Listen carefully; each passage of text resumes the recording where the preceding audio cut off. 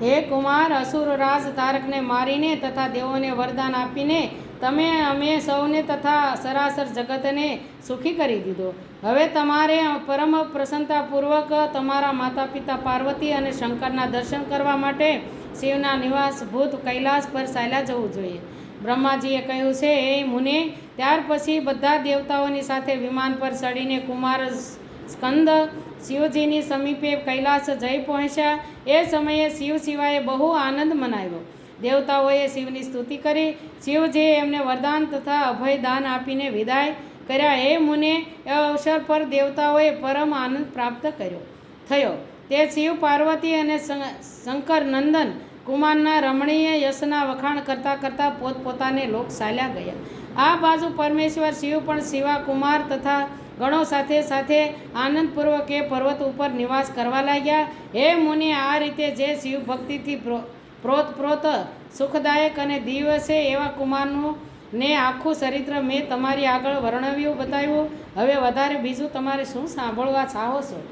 શિવાએ પોતાના મેલથી ગણેશને ઉત્પન્ન કરીને દ્વારપાલ પર રુદ્ર સંહિતા જ આપણે ચાલે છે 6 થી.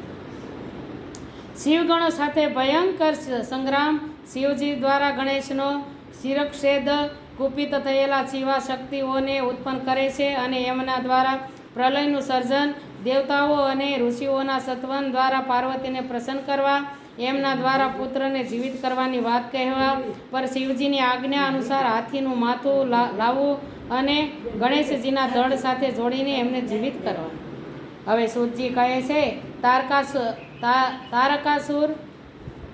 તારકારી કુમારના ઉત્તમ અને અદ્ભુત વૃત્તાંતની સાંભળીને નારદજીને ખૂબ પ્રસન્નતા થઈ. એમણે પુનઃ પ્રેમપૂર્વક બ્રહ્માજીને પૂછ્યું. નારદજી બોલ્યા, હે દેવાધિદેવ, આપ તો શિવ સંબંધી આજ્ઞાના અગાધ સાગર છો. હે પ્રજાનાથ, હે સ્વામી, કાર્તિકના સદવૃત્તાંતને જે અમૃતથી પણ ઉત્તમ છે સાંભળ્યું છે. હવે ગણેશનું ઉત્તમ ચરિત્ર સંભળાવવા ચાહું છું. આપ એમનો જન્મ વૃત્તાંત તથા દિવ્ય ચરિત્ર જે સંપૂર્ણ મંગલોને માટે મંગલ સ્વરૂપ છે એનું વર્ણન કરો. સૂતજી કહે છે, મહામુનિ, નારદના આવા વચન સાંભળીને બ્રહ્માજીનું મન હર્ષથી ગદગદ થઈ ગયું. શિવજીનું સ્મરણ કરીને બોલ્યા.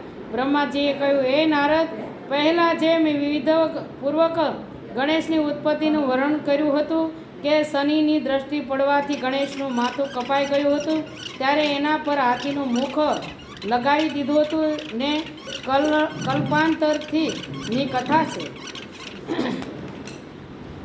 ગણેશના ઉત્પત્તિની માતાના મેલથી ઉત્પન્ન થશે અને શિવના ક્રોધથી એનું મસ્તક કપાય અને હાથીનું મસ્તક એમના ઉપર ચડાવવામાં આવશે એનું વર્ણન અત્યારે આવશે.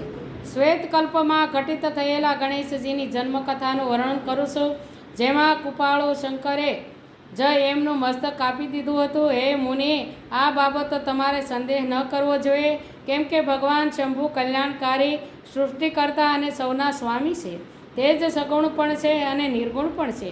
એમની લીલાથી સમગ્ર વિશ્વની સૃષ્ટિ, રક્ષા અને વિનાશ થાય છે. હે મુનિ શ્રેષ્ઠ, હવે પ્રસ્તુત વિષયને આદરપૂર્વક સાંભળો.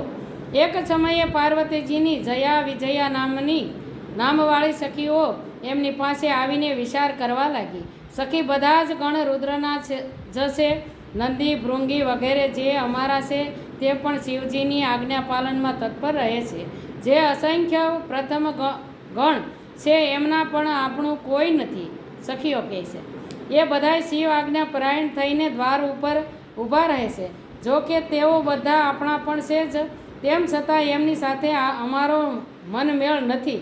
તેથી એ પાપ રહિતે તમારે પણ અમારા માટે એક ગણની રચના કરવી જોઈએ. બેનપણીઓ કહે છે. બ્રહ્માજી કહે છે, હે મુનિ, જ્યારે બહેનપણીઓએ પાર્વતીજીને આવા સુંદર વચન કહ્યા ત્યારે એને હિતકાર માન્યા અને એવું જ કરવાનું વિચાર્યું પણ ખરું. ત્યારબાદ કોઈ એક સમયે જ્યારે પાર્વતીજી સ્નાન કરી રહ્યા હતા ત્યારે સદાશિવ નંદીને ડરાવી ધમકાવીને ઘરની અંદર ચાલ્યા આવેલા શંકરજીને આવતા જોઈને સ્નાન કરતાં કરતાં જગજનની પાર્વતી ઊભા થઈ ગયા. એ સમયે એમને બહુ લજ્જા આવી. તે આશ્રય ચકિત થઈ ગયા. એ અવસર પર એમને સખીઓના વચન હિતકારક અને સુખપ્રદ માન્યા. એ સમયે એટલે ત્યારે એને એમ થયું કે આ જો કોઈ ગણ હોત તો મારે આવું લજ્જામાન ન થવું પડે, ધ્યાન રાખે ને એમ.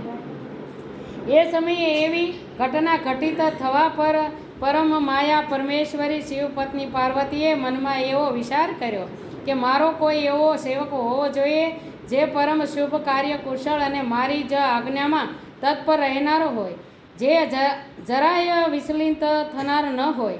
આવો વિચાર કરીને પાર્વતી દેવી પોતાના શરીરના મેલથી એક એવા ચેતન પુરુષનું નિર્માણ કર્યું જે સંપૂર્ણ શુભ લક્ષણોથી સંયુક્ત હતો. એના બધા જ અંગ સુંદર અને દોષ રહિત હતા. એમનું એ શરીર વિશાળ, પરમ શોભાયમાન અને મહાન બલ પરાક્રમથી સંપન્ન હતું.